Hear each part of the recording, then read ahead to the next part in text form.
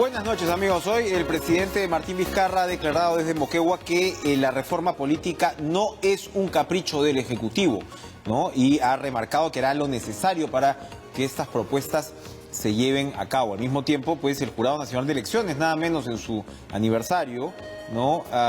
Su titular pues ha señalado el 88 aniversario de esta institución y que por supuesto pues es vital en toda el mecanismo, la arquitectura de la reforma política que se propone.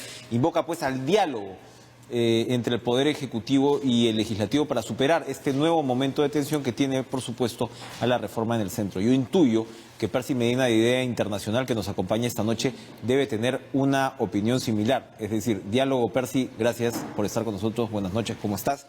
Muy buenas noches. Diálogo es evidentemente lo que se necesita. Cierto. La pregunta es si es posible que pueda darse en estas condiciones. El diálogo, digamos, es el mecanismo previo a lo que se requiere, que es el consenso, ¿no? Una reforma política tiene que basarse en los más amplios consensos. En todo el mundo, cuando se hacen reformas de fondo, que quiere uno que duren en el tiempo, es necesario que las fuerzas políticas relevantes se sienten, conversen y encuentren los acuerdos que hagan viable una reforma que tenga viabilidad en el tiempo, ¿no? Porque si no son reformas de corto plazo, y eso es lo que no se necesita justamente en las reglas de la política. La reforma, tal como se ha presentado esta arquitectura de los 12 proyectos de ley, donde bueno, se quitó el tema de bicameralidad y, en fin, ¿está bien hecha? ¿Te refieres a la reforma del Ejecutivo? A la propuesta de reforma. Bueno, yo creo que es un buen insumo para la discusión. Es una reforma, es una propuesta que tiene muchos puntos, ¿no?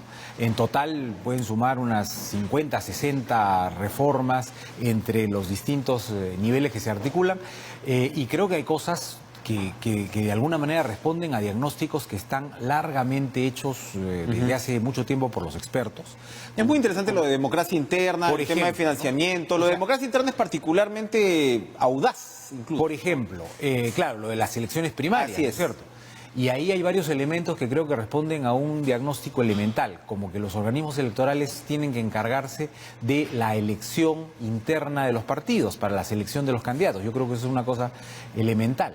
Me parece elemental también que es importante tener un mayor control del financiamiento de las campañas, que debe haber más transparencia, que tiene que controlarse el financiamiento privado que entra a las campañas. En fin, hay cosas que creo que son de mayor consenso. Hay otros aspectos que son más debatibles, pero bueno, la propuesta que ha enviado el Ejecutivo es un insumo para la discusión y es el Congreso el que tiene que tomar las decisiones. Ahora, ¿una reforma nos va a traer mejores partidos? Porque hay quienes también con algún escepticismo dicen, bueno, los mejores partidos no se hacen por decreto, pues, ¿no? No, obviamente, una reforma lo que hace es generar un marco legal que sea propicio para el desarrollo político, ¿no? Pero ni tenemos nuevos políticos, ni tenemos nuevos partidos, ni nuevos candidatos simplemente porque la ley ha cambiado.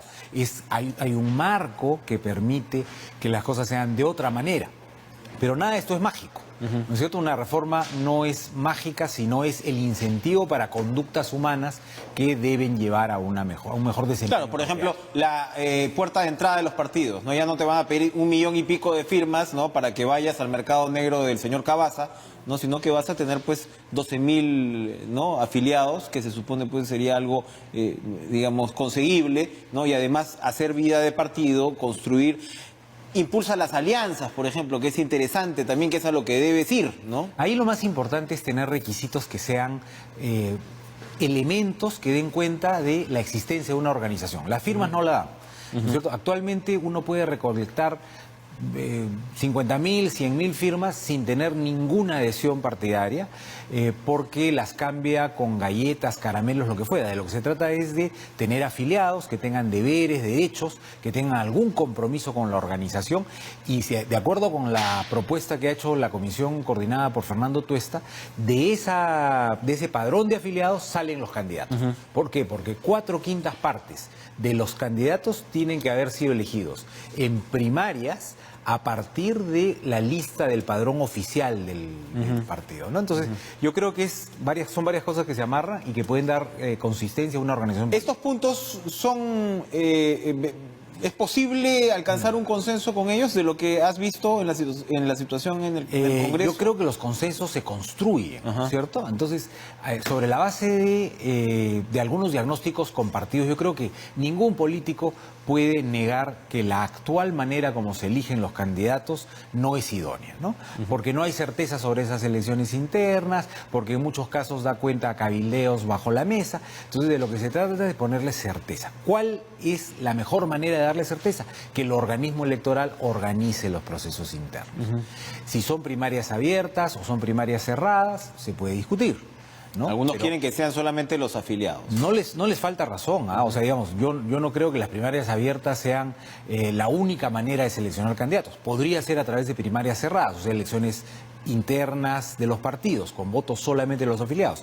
Quienes lo plantean tienen razones para ello, pero es un elemento que tiene que discutirse sobre la mesa en el Congreso. Bonita idea, por decirlo, este tema de las primarias abiertas con voto universal, ¿no? Es muy interesante. Porque tiene un elemento pedagógico, ¿no? Y de participación permanente, porque claro, siempre que hablamos que la democracia solo se expresa en las elecciones cada 5 años, bueno, aquí el ciudadano estaría comprometido incluso desde la elección del propio candidato y sería pues mucho más responsable también incluso de esa opción, ¿no? Obliga a los partidos a tener actividad mucho antes del proceso electoral, obliga a los candidatos, a los precandidatos, a presentarse con anticipación y por lo tanto pueden estar más chequeados por la opinión pública, por los medios de comunicación, involucra a los ciudadanos en el proceso, o sea, tiene una serie de ventajas. Ahora, lo que no les gusta con congresistas, evidentemente el tema de la inmunidad ya hemos visto, ¿no? Y eso se ha confirmado, pero el tema de la segunda vuelta, ¿no? El que la elección del Parlamento sea con la segunda vuelta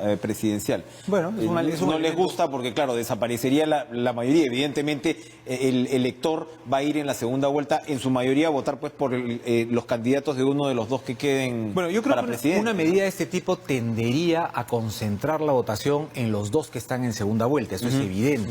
Pero eso no quiere decir que desaparecen las demás opciones, porque ya hemos visto cómo el elector puede diferenciar entre el voto presidencial y el voto parlamentario. Veamos, en esta última elección, por ejemplo, APP corrió sin lista presidencial y tuvo una representación parlamentaria. O sea, la gente puede diferenciar entre el voto por el Parlamento del voto del Ejecutivo. Pero evidentemente tendría una fuerza concentradora, ¿no? Es obvio, y creo que es lo que busca esa Y yo creo reforma. que hay que decírselo a los televidentes porque la gente no está discutiendo, los medios no están discutiendo como se debería en realidad, ¿no? Este tema.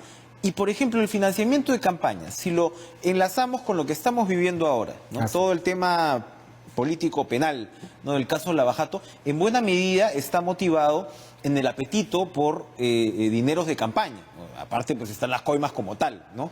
Y bueno, hay una delgada línea, como hemos visto en el caso de la municipalidad, entre uno y otro.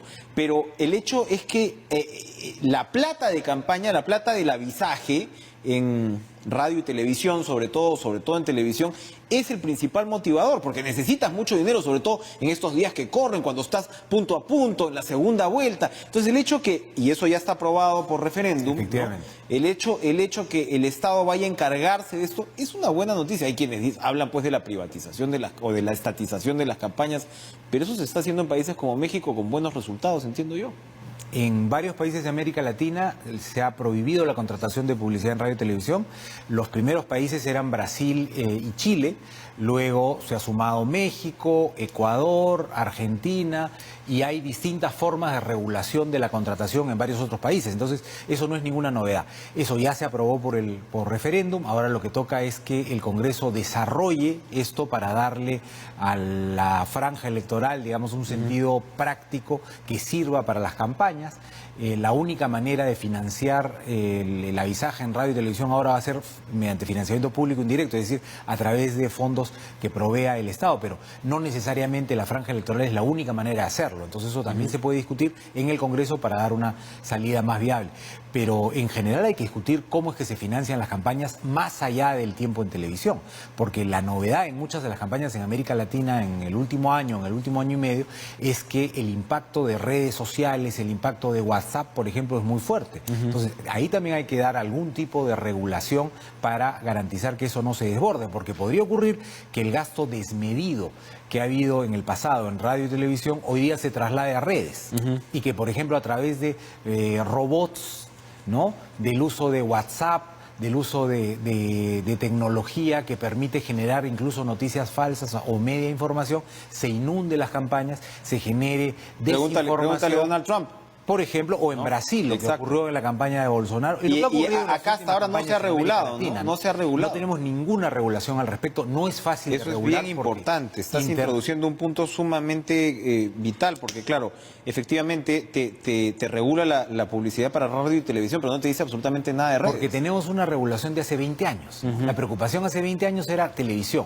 Hoy día la preocupación es qué pasa en el ámbito de las redes. ¿Qué pasa con la información, las llamadas fake news? Imagínate. ¿Cómo claro. es que se maneja la mensajería a través de WhatsApp, ¿no?, que es aparentemente una mensajería privada entre dos individios? Ahí corren las bolas, corren las bolas. De alguna manera se convierte también en una red social, porque uno puede a través de los robots difundir información, medias verdades, información falsa, además en una circulación selectiva, porque se puede hacer el micro-targeting, ¿no es cierto?, la microfocalización de la información para llegar a determinados públicos y a través de esa información generar realidades inexistentes que te constituyen realidades políticas durante la campaña. Sumamente interesante. Para terminar, Percy, ¿cómo llevar a cabo esta negociación? Lo que pasó fue que, bueno, el presidente parecía llano, invitó a los congresistas al día siguiente le dijeron tu inmunidad, chau, ¿no? Y el presidente respondió con la famosa carta y la visita al Congreso que le chocó a muchos congresistas y la cosa se cayó. Pero ¿cómo retomar el cauce? Toda reforma política tiene que empezar con sentarse con la mejor buena voluntad a conversar el conjunto de la agenda y ver los detalles. No se trata de sentarse para la foto, menos aún hacerlo en la Comisión de Constitución, donde se debe llegar con los resultados de las conversaciones. Lógico. Digamos, la Comisión de Constitución es el espacio en el que se toman los acuerdos, en el que se votan las cosas y donde las mayorías y las minorías se hacen sentir por el peso político que cada una tiene. Pero los acuerdos se hacen normalmente en mesas fuera del Parlamento, entre los partidos políticos, con expertos, viendo los detalles, viendo legislación comparada. Es un trabajo, es digamos el trabajo que se hace sin saco y corbata, ¿no es cierto?, con la camisa remangada, viendo punto por punto cómo podemos construir un consenso. No es en qué estamos de acuerdo, sino en qué nos podemos poner de acuerdo a partir de sentarnos a conversar. A veces uno se puede tomar una mañana entera discutiendo un determinado punto y no llegar a nada. Ahora, eso no se puede hacer en una sesión de la comisión, porque si no, eso sería interminable. No, y los televisas y los congresistas están, digamos, como tienen es normal, otro tipo de estímulos mediáticos. Es normal porque frente a las cámaras la gente quiere dar un discurso político, ¿no? En una sesión de trabajo se analizan distintas opciones, se ve qué es lo más viable, unos pueden estar de acuerdo con una cosa, con otra, y se va construyendo el consenso. El consenso no se encuentra, el consenso se construye. A negociar, señores. Gracias, Percy Medina, por acompañarnos y vamos a preguntarle a Juan Cheput, congresista de la República, al regreso si él se va a remangar la camisa. Ya volvemos.